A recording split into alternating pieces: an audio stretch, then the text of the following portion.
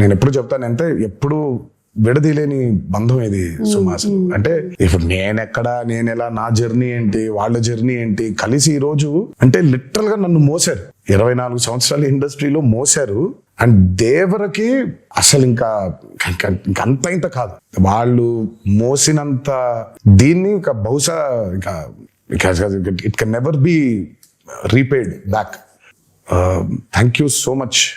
ముందుగా అభిమాన సోదరులందరికీ మీతో డైరెక్ట్ గా ఈ మాట చెప్పలేకపోతున్నాను, బట్ మీరు ఈ దేవరికి కురిపించిన ప్రేమ కానివ్వండి, నా మీద కురిపించిన ప్రేమ కానివ్వండి, ఇది ఎప్పుడు కూడా మరి ఈ జన్మలో అయితే రుణం తీర్చుకోలేనేమో.